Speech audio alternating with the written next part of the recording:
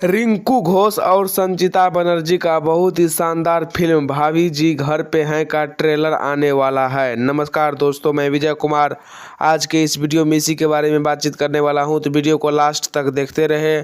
और जो लोग हमारे चैनल भोजपुरी को सब्सक्राइब नहीं किए हैं वो लोग कर ले, क्योंकि हमारे चैनल पर भोजपुरी का हर एक न्यूज सबसे पहले आता है। तो दोस्तों, मैं आप सभी को बता देना चाहता हूं कि भाभी जी घर पे हैं यह एक बहुत ही अच्छा दमदार पारिवारिक फिल्म है।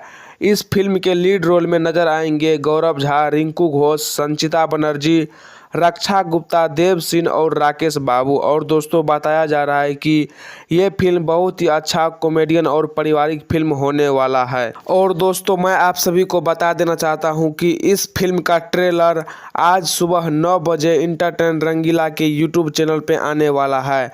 तो आप लोग आज सुबह 9 बजे इंटरटेन रंगीला के यूट्यूब चैनल पर इस फिल्म का ट्रेलर को एक बार जरूर देखिएगा। तो दोस्तों, वीडियो को पूरा देखिएगा तभी सारी बात समझ में आएगी। हाँ, तो दोस्तों, आज का खबर यही है कि आज सुबह 9 बजे इंटरटेन रंगीला के यूट्यूब चैनल पर भाभी जी घर पे है फिल्म का ट्रेलर आने वाला है।